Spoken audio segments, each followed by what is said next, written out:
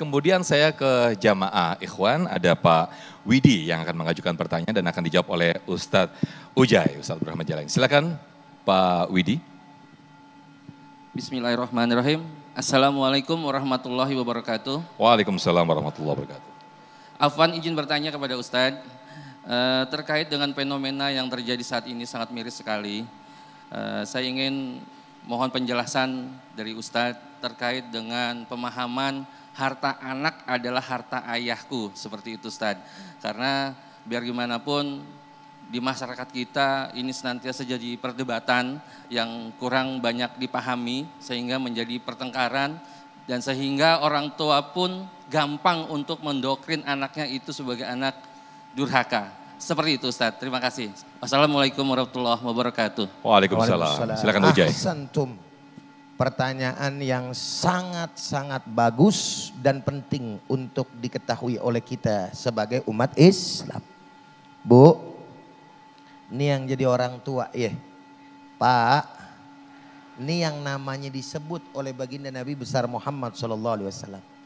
Hadisnya dari Sayyidatuna Aisyah yang meriwayatkan. Kalau Rasulullah SAW, anta wa maluka li abiki.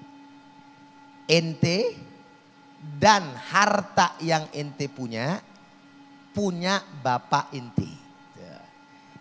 Kalau tidak salah nih saya baca gitu ya. Asbabul wurud daripada yang namanya hadis tersebut. Kalau hadis namanya asbabul wurud. Kalau Al-Quran namanya asbabun nuzul. Sebab-sebab turun. Apa sebabnya ada anak gitu ya. Ngadu ke ke Rasulullah SAW. Kalau bapaknya itu sering ngambilin duit buat dia. Ngambilin duit dia. Gitu ya. Maka beliau mengatakan kamu dan hartamu adalah milik kedua orang tuamu. Khususnya adalah bapak. Namun secara syariat hal ini tidak sepenuhnya tanpa batas gitu loh. Paham gak maksudnya? Assalamualaikum. Ini bengong mikir kan ya. Lagi mencerna kan. Ya. Bukan tanpa batas, pokoknya comot aja harta anak kita. Nggak bisa gitu. Maknanya batasan-batasan syariat kudu dilihat. Kalaupun kita mau pakai ambil harta anak kita, agama bilang boleh. Tapi mepet apa kagak? Assalamualaikum. Sebab kalau andai kata memang begitu pokoknya jadi patokan tanpa batas. Masya Allah. Mingkinan matre, yang matre tuh maknya saudara. Mingkinan matre, bapaknya yang matre. Betul kagak? Asal datang ke rumah, duit lu 50 juta sini. Beran, bapak lu nih misalnya. Mak lu mau ini sini. Gak bisa. Gak boleh begitu. Zalim. Kenapa? Karena secara kewajiban nafkah. Hati-hati nih, urutan nafkah harus paham nih. Kan yang punya taat kepada orang tua setelah menikah kan emang anak laki-laki. Betul kagak? Ini kalau yang begini-begini nih, yang pertama adalah suami. Baru kedua adalah orang tua. Jelas nih kira-kira? Nah tapi kewajiban nafkah daripada seorang laki-laki istri dulu. Tuh, Assalamualaikum. Istri dulu. Tapi harus paham jangan ape-ape istri. Kadang-kadang kan terbalik nih. Agama memang istri dulu nafkahin. Selesai kewajiban istri, kasih ke orang tua. Selama istri udah megang, istri jangan banyak ngomong. Assalamualaikum. Duit udah dapat, nafkah udah dapat, jatah udah dapat, sisanya terserah. Yang dipegang sama suami kita mau kemana kek? Apalagi kalau andai kata dia kasih. Kagak perlu izin ente. Woi, assalamualaikum. Enggak perlu izin istri. Maaf ya. Selama nafkah istri udah dikasih. Berdosa si suami.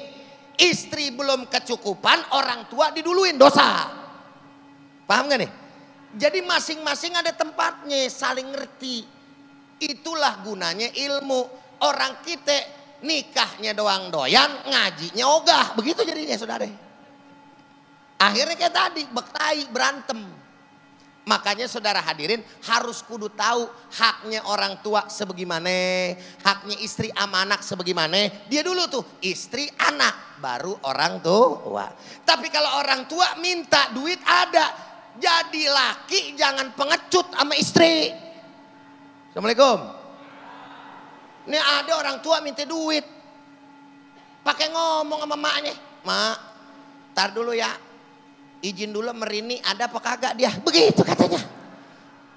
Rini bininya, ada orang sini namanya Rini, pakai nanya sama bini. Kalau bini udah dapat duit maka gue senanya.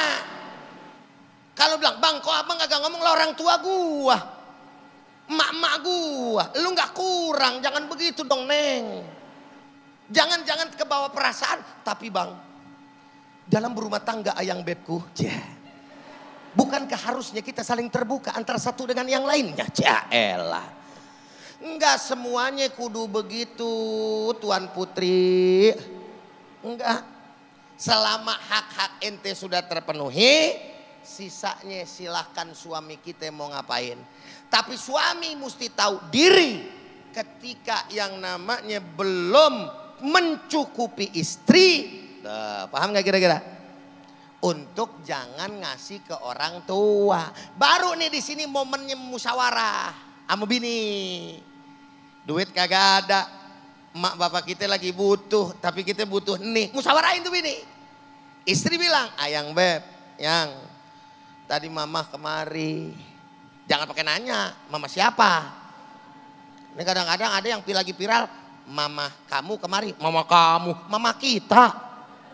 Mama kamu kan sudah mama aku kan mama kamu. Akhirnya bingung sendiri dia. Tadi mama kita telepon, kalau kita disuruh ke rumah mama kita. Terus mama kita juga nyuruh untuk ke rumah mama kita. Lah kan sekeder sendiri itu urusannya. Tegesin aja gitu kan. Ini mama aku butuh uang yang aku orang laki. Kita segini kira-kira ada nggak jalan keluarnya yang? Musyawarahin, baru istri harus dianggap. Jelas nggak kira-kira nih? Jadi peranannya selain ibarat kata ngerti ilmu juga bang, perlu kebijaksanaan. Istri kalau udah selesai, duitnya udah dikasih, nafkah udah cukup, nggak usah banyak ngomong, diem. Ngertiin suami, jangan apaan laki begitu, bohongin gue, jangan. Baik. Kecuali suaminya enggak menafkahi dan tidak memberikan kewajiban pada dirinya. Kira-kira jelas? Ya udah baik. Saya kasihan istri dimarahin mulu ini. Baik, terima kasih Uji atas jawabannya. Mudah-mudahan kita bisa mengambil hikmah dari apa yang disampaikan oleh guru-guru kita. Nah, kita masih ada satu segmen lagi untuk tanya jawab. Tetaplah bersama kami di Damai Indonesiaku. Usai jeda kami akan kembali.